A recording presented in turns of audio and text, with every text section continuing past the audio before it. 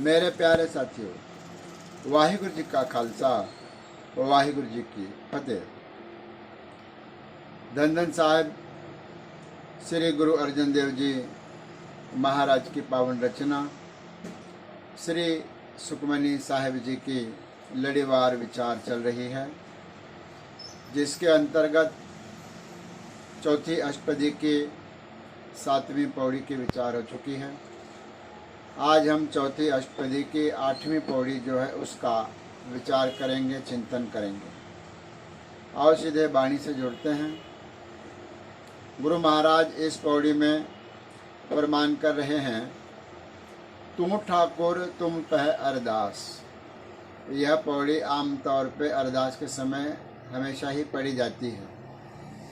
आज हम उसका अर्थ चिंतन करेंगे। तू ठाकुर का भाव है, अकाल पुरख परमात्मा तू स्वामी है, तू मालक है, तू ठाकुर है। तुम पे अरदास, मेरी जो अरदास है तुम पे, तुम्हारे पास ही है। मेरी जो प्रार्थना है, मेरी मन की जो आकांक्षा है, वह मैं केवल आपके पास ही रख रहा हूँ। मेरी अरदास है। क्या अरदास है? जियो पिंड सब तेरी रास। जियो का अर्थ है हमारी जो आत्मा है, पिंड का अर्थ है हमारा जो शरीर है।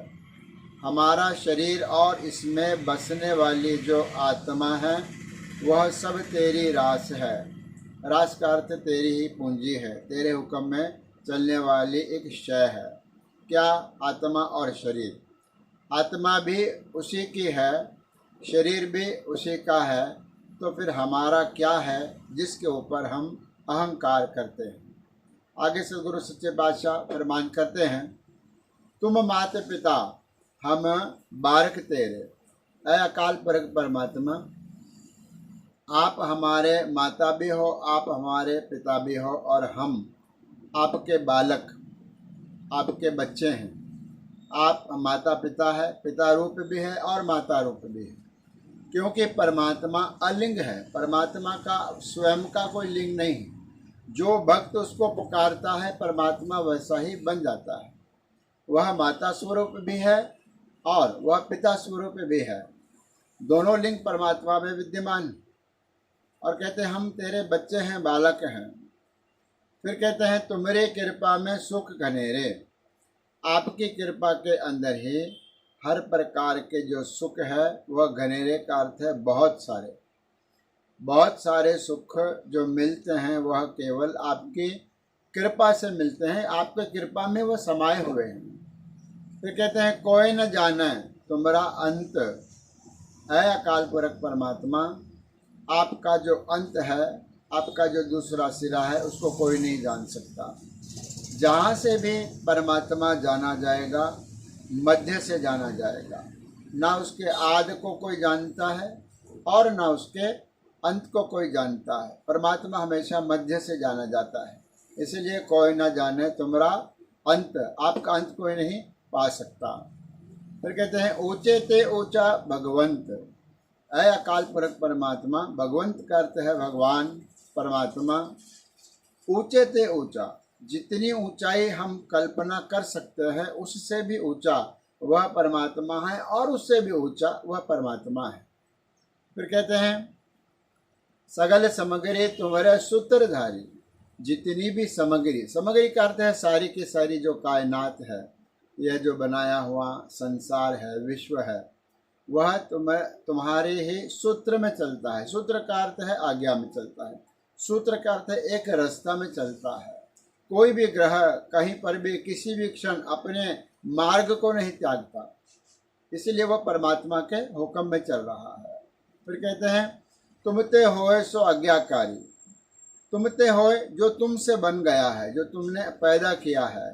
होए का अर्थ है हो गया है, जो तुमसे, जो सारी कायनात है, सारा विश्व है, सारा ब्रह्मांड है, ये तुमसे हुआ है। लेकिन सो आज्ञाकारी, वह तुम्हारे आज्ञा में ही है, तुम्हारे हुक्म में ही है।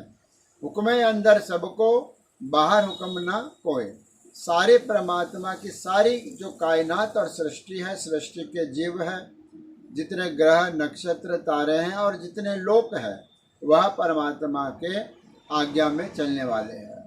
फिर कहते हैं तुम्हारी गतमित तुम ही जानी। आपकी जो गत है, गति का अर्थ है जो अवस्था है, हालत है।